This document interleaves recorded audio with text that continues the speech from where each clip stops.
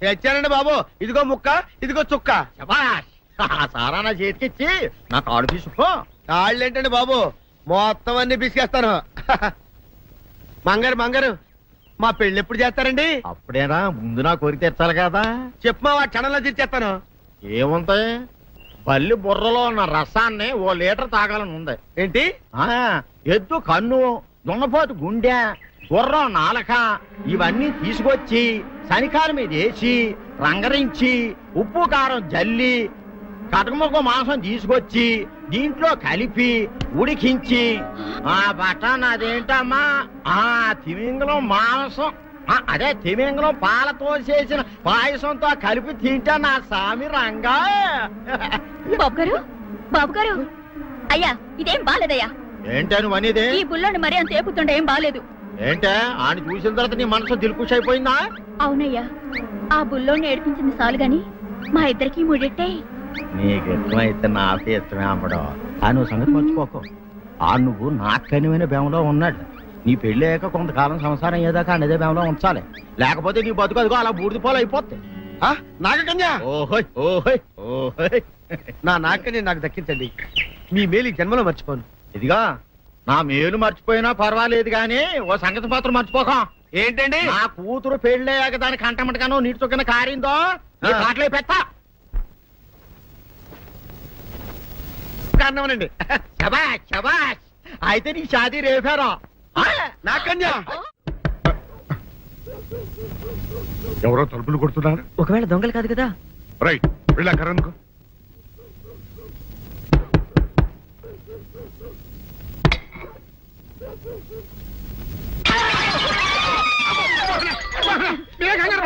ఇది మా అబ్బాయి బుల్ రాజు, చనిపోయింది రాజుని. మరి ఏమిటి ఇలా వచ్చారు? ఏం లేదండి, పూర్వం చక్రవర్తులు దొంగలు పట్టుకోవడానికి మారు వేసాల్లో తిరిగేవారు కదా, అట్టాగే ఈ ఊరు పేషెంట్ని కదా దొంగలు కాపలా గాయడానికి మారు వేసాల్లో తిరుగుదామని వస్తున్నాం. మీ ఇంటి నుంచి కేకలను పడ్డాయి. ఏంటా అని తలుపు కొట్టాం. ఇంకా నయం బుర్ర పగిలింది కాదు. అవును, ఏంటి అరుపులు? మీరే చెప్పండి ప్రెసిడెంట్ గారు. మొన్నేమో పిల్లాడి సైకిల్ గాలి తీసేశాడు, ఈ వేళేమో వాడి నోటు పుస్తకాలన్నీ చింపేశాడు. ఏమయ్యా, ఏంటిది? ఇంత వయసు వచ్చినా కానీ సంటి పెట్టలాగను బుద్ధి లేకపోతే సరే. కింద వస్తుంది డాడీ, బుద్ధి బుద్ధి అనాలి. తెలేరా బుద్ధి? ఇదిగో, ఈ నోటు చించేసినందుకు గాను మళ్ళీ ఆ నోటు తిరగరాయాలని నేను నీకు సెట్ చేసేసానయ్యా. కరెక్ట్. అదెలా కుదురుతున్నాయ్యా? నాకు చదవడం తప్ప రాయడం రాదే. ఇది క్లిష్టమైన సమస్య డాడీ. ఏమీ కిలసడమైన పరిస్థితి కాదు.